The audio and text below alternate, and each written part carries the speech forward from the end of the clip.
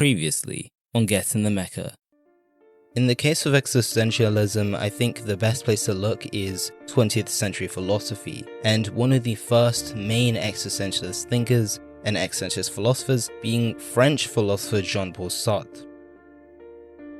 What is being questioned in this part of the show, which I really enjoy, is just what has been underlying the narrative, what has been controlling the angels and everything. This arc works to challenge the narrative so far.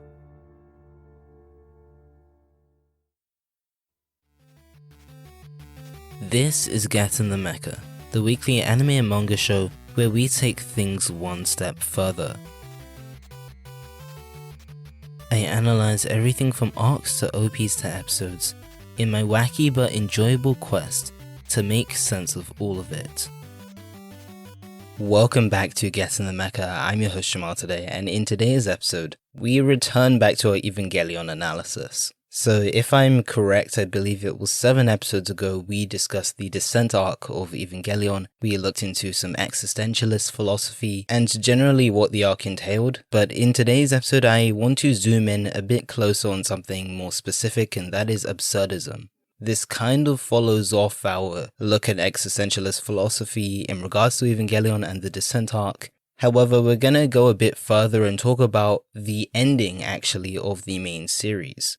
Although I do this in arc order, do not fear, because I will actually end up within this episode 40 to 50 range of the podcast, discuss the bitter end arc, if you want to call it that, or just the final episodes of the show. But I honestly couldn't wait, so I wanted to talk about this part of the show and what it really entails philosophically, etc. If you do enjoy the show, feel free to leave a review, whether that's on Apple Podcasts or wherever you do get your podcasts. And it would be really lovely if you shared the show to someone who likes Evangelion, anime, manga, or anything like that. Really helps out the show and just shares all the analysis, and I'd love to build a community around this sort of stuff. But anyway, here is the episode for this week. That is episode 40. I'm really happy about that. Episode 40 of Getting the Mecha, an analysis of absurdity and meaning in Evangelion.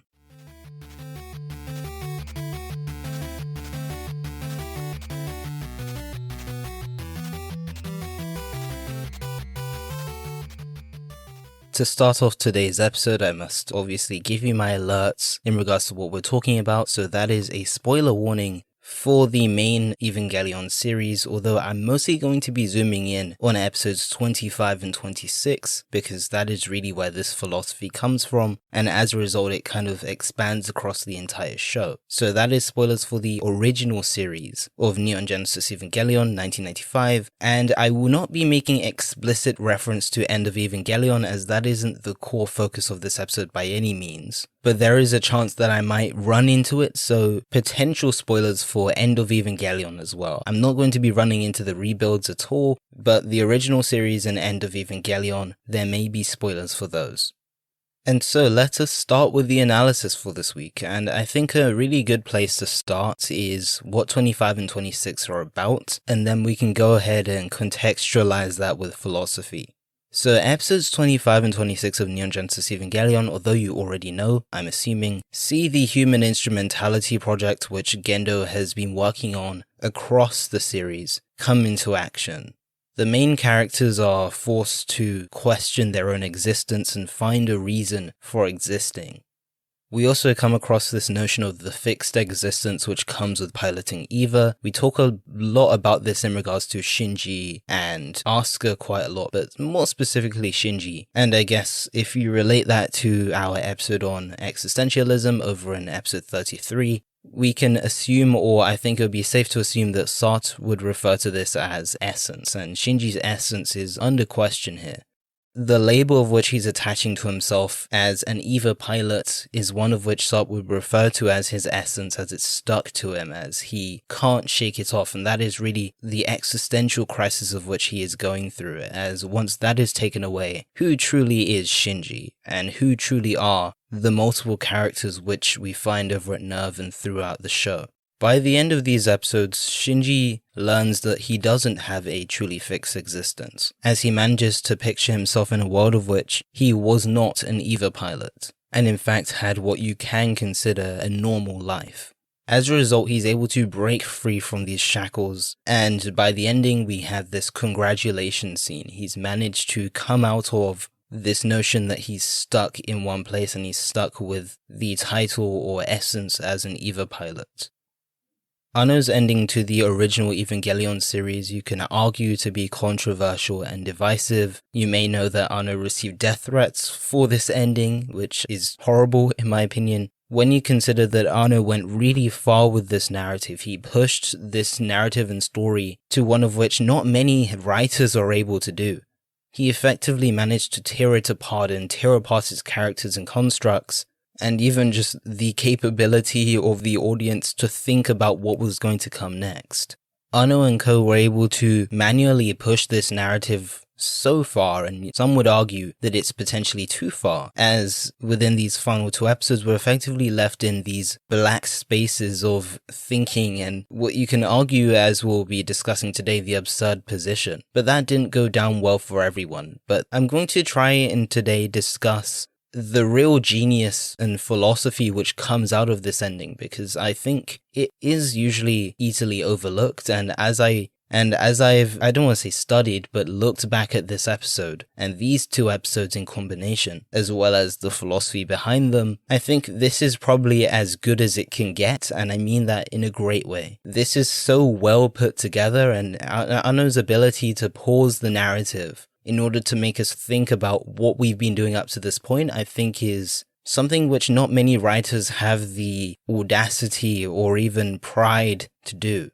Being able to portray the existential crisis of Shinji, the absurd position, which we're going on to discuss today, and so many other things within these characters' minds is something which is very hard to portray. How do you actually visually portray an existential crisis? How do you portray someone who consistently searching for meaning and is trying to find the meaning within their own life? That is something which I think is, I don't know how you would be able to visually portray that, but Anno is able to do that. And so I want to talk again today about how he does that and the philosophy behind it. As I've said multiple times this episode, the most in-depth philosophical idea which comes from episodes 25 and 26, in my opinion, is the absurd and absurdity. And in order to understand absurdity and absurdism, we have to go to one of the people who was essentially at the core of it all. He wasn't necessarily the founder of absurdism, but Albert Camus really managed to push absurdism as a philosophical concept as well as other existentialist philosophers such as Soren Kierkegaard. So Albert Camus is a 20th century French-Algerian philosopher who managed to make various contributions in the field of what we now know as absurdism, as well as existentialist philosophy. However, unlike, say, Sartre, which we spoke about over in episode 33 and on the podcast in general, he actually denies the term existentialist or to label him, which is kind of ironic when you consider existentialism and imposing roles and all that. But he does deny himself as an existentialist despite making those contributions. Probably one of the main principles of Camusian Absurdism, which we'll be looking at in regards to Evangelion, is that there is this fundamental contradiction between the search for meaning, which is a natural human trait, or at least a tendency for human beings to do. It's within our nature to search for meaning, and then the inherent meaninglessness of our chaotic universe of which we live in. This isn't to say that absurdism denies meaning as a concept, but they don't believe that there's inherent meaning within the world of which we live in. This notion of seeking meaning and seeking a place within the world almost is something which we see across the Evangelion franchise. And it's something which the characters strive to do all the time, and it's almost why they try to pilot EVA. They try to find meaning as a result of piloting EVA. They feel like piloting EVA is the only meaning they have at times. And even when they try to escape this very meaning of which they have, they constantly, because they don't have any meaning in their worldview, constantly run back to it. We see that with Shinji throughout the series, and that is why people mock Shinji, because he says that he doesn't want to pilot the EVA, but once he realizes that he doesn't have meaning, or doesn't feel like he has meaning, or in Sartre's terms, essence, that label is subtracted from him, and as a result, he goes back to the Evangelion, because it's the only thing of which he has, or feels as if he has. In regards to meaninglessness of the universe, I don't think it's something which is directly portrayed in the 1995 original series, but I definitely see that within the likes of End of Evangelion, in how even the main instrumentality project itself manages to collapse, and that's almost all nullified by death, which is something that Camus also discusses, that everything in itself, whether that's the search for meaning and joy within our own lives, that is collapsed by death. And the conclusion to End of Evangelion definitely works to show that, and even instrumentality as a concept collapses. It's nullified out of existence. It doesn't matter anymore because it dies, as we get to see through the iconic shot at the end. So I know I've dumped a lot of information, and you're probably wondering, or I assume you're wondering, what does this have to do with the main series of Evangelion? And to that I would refer to the conclusion, or the actual conclusion to the series, where Shinji manages to realize that he doesn't have a fixed existence.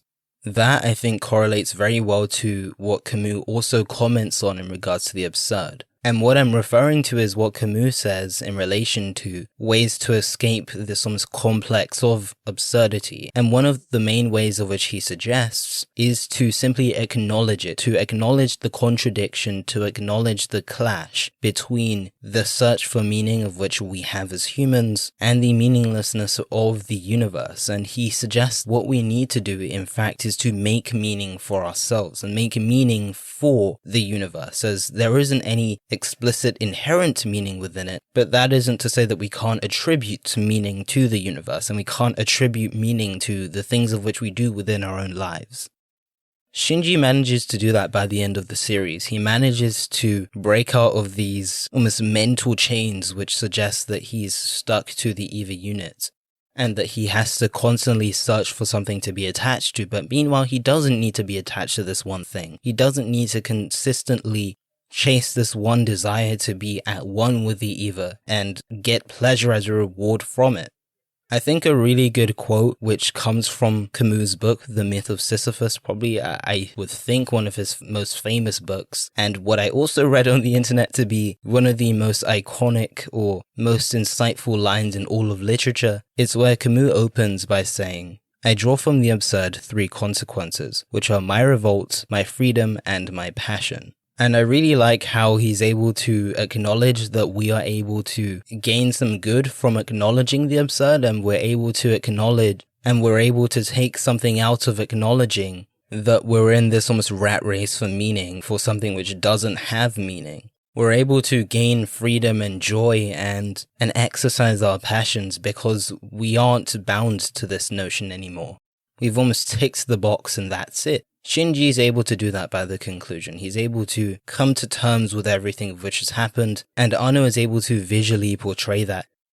And it's really interesting because this is where I think the podcast is going to almost switch up, because it raises this question as to if the absurd applies to us as human beings. I'm not talking about necessarily Shinji and Ko, but us as people. What does that do for Evangelion as a series? And what does Evangelion mean as a series if that's the case?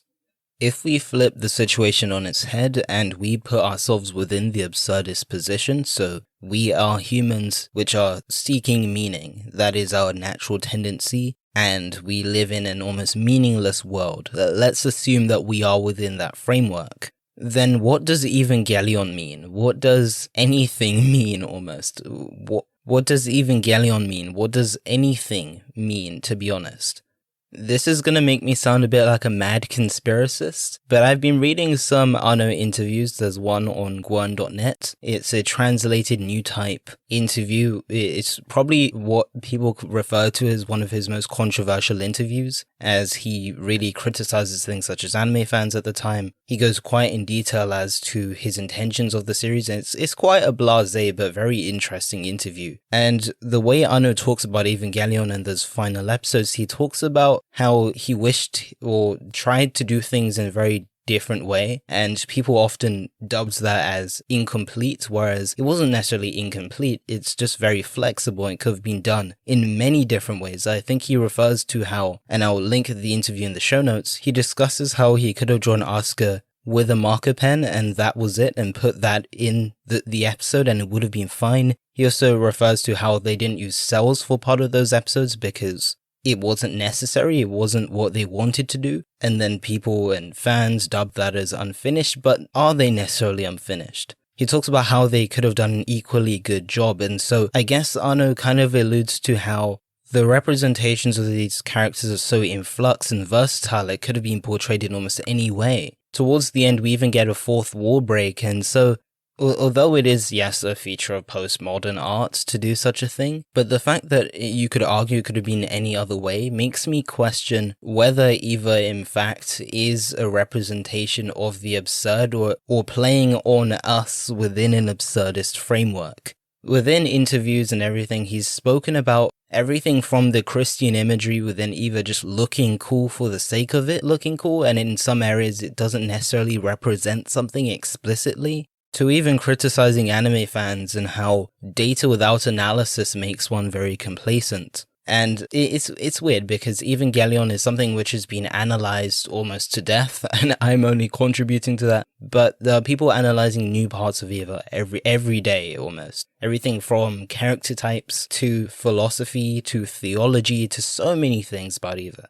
It feels like it's almost all been done, but to think that we're complacent makes it seem almost as if we're chasing something which doesn't exist, and we're chasing something which maybe doesn't make sense. So if we are within the absurdist position, if we are within a meaningless world and we are chasing meaning, what does Eva mean? Does Eva make sense? Are we simply attributing sense to it simply because we acknowledge the meaningless world, and so we are giving it meaning, which is great, but does it have any inherent meaning in itself? As the legend himself, Anno, has said multiple times, he wanted to make a show with some mechas in it. He wanted that as the baseline. And so with that in place, maybe we simply are just giving it meaning for the sake of giving it meaning. Maybe that is just what we've tried to do all this time, but whether that truly exists and whether it's there is another question in itself. And I don't want you to think that I'm saying Evangelion is philosophically incoherent, because with this Camusian argument almost, it makes sense within the absurdist point of view, but does Evangelion inherently make sense as a piece of art? That is another question which I can't answer, mostly because I don't think that the absurdist point of view would say so. Maybe art and the media and everything else simply just doesn't make sense, and we and our way of attributing sense to it is what allows us to guide ourselves through art and everything else, but whether it inherently has meaning can't really be defined. I've always viewed Evangelion as a piece of media which is about the human condition and human nature. It's a commentary on who we are as people and how different people manage to guide themselves throughout the world, and when they are tasked with something which challenges their very existence, it sees how they react to that and how they navigate around it. But I never really thought of whether Evangelion in fact is communicating to us how we perceive art and the media. And maybe it's a commentary on us as people, or almost a social experiment on who we are and how we consume people going through an existential crisis. The weird thing is, and it'll tie into a brief story on me and my experience with Evangelion, but I remember finishing the series. It was within a half-term holiday. I don't know which one, but this was definitely not this year or last year, but it was within a half-term holiday. That was also the time I was learning to use chopsticks as well, so I'd practice using chopsticks while watching Evangelion as well. It was really weird. But I finished the series, and I was confused, as a lot of people usually are. I didn't think it was bad. I loved it. It's my favorite anime of all time, but I was confused, and so I sought answers. I looked through the videos, I read the forum posts, I watched some of the analysis videos, as I said, and I started to feel like it was making sense, and I understood this piece of media. I was like, okay, I kind of get this. I'm not the expert, but I kind of get it. And then I started to do a bit more reading into philosophy. I started this rewatch as well, and I started to think, okay, I have a grip on this. I get Evangelion at least to a decent level. Not, again, an expert. And I don't think it's necessarily healthy to call myself an expert per se in any anime or anime and manga in general, but I thought I understood this to a decent level. If someone told me or asked me about, well, what do you think Evangelion's about? I'd be able to give you a decent response. But now I've done this, and I've done more research into the absurd, I'm really starting to question whether any of that really matters. And it's really ironic because we do arc analyses. I'm not going to say, oh, I'm going to scrap that because Evangelion doesn't make sense. But I feel like maybe I'm back to where I started, where I don't really know again. Did everything of which I once thought of make sense? Does it actually exist? Did I just impose it on it? And that is the meaning it gets?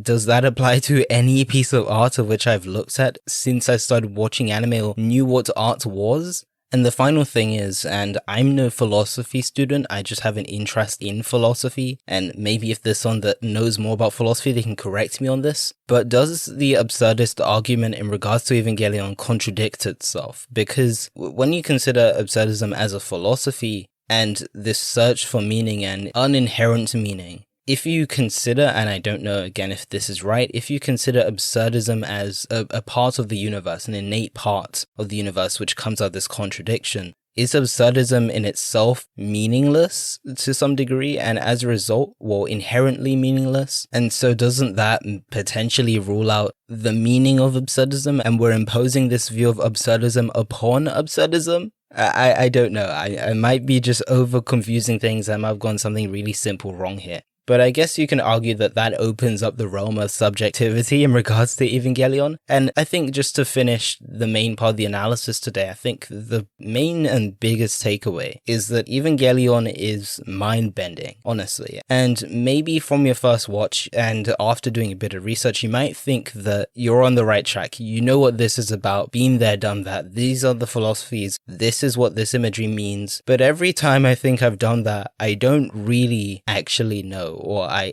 think I know, but stuff like this pops up and it completely changes your perception of everything of which you've watched. I think there's definitely a benefit within rewatching Evangelion, and I would highly recommend it to anyone who's a fan of the series. Whether you've watched it twice or 5 times, this is only my second rewatch, but if you consider maybe a new philosophy or a new approach in mind and you're looking for something specific, rather than looking for details because you've probably spotted most of the details now, look at Evangelion with a different framework in mind. I think it will change how you view the entire show as is. So that is the analysis for this week. I'm going to, in closing thoughts, go through some of the key takeaways because I know there's a lot of information, but that has been the absurdist analysis of the Evangelion conclusion. Let's go to closing thoughts and talk about some key takeaways which we can get from the absurdist context of Evangelion.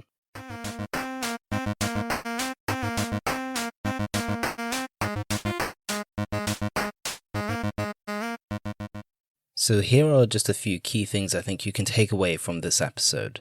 The first one of which would be absurdism and Camusian absurdism.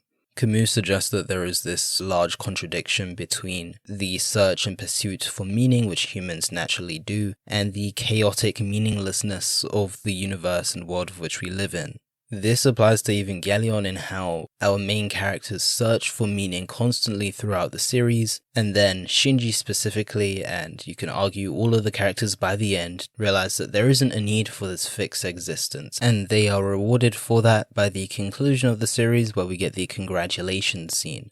This is almost an acknowledgement of the absurdity of the world, and they're able to create their own meaning for themselves, or at least they're able to find that part of them which is able to create meaning for their own lives, despite being within instrumentality. The other big thing is when we turn this on its head, although Eva, yes, is philosophically coherent in my opinion, it's whether we, within the absurdist point of view, are attributing meaning to Eva because we are meaning making, as we've acknowledged the absurdity of the world potentially, or does Eva have inherent sense? Within Camus' view of the absurd, potentially we are simply giving Eva a meaning because it is the way of which we do things. We search for meaning, and so potentially Evangelion is an experiment set up by Anno in order to make us search for meaning and attribute meaning to this text. And so the main thing I think you can take away from today's podcast is the perception of which we have of art. Is it one of which is secure? Do we know what art is? Or are we capable of fully understanding the media of which we're confronted with? And Hideaki Anno's Neon Genesis Evangelion most definitely challenges that notion.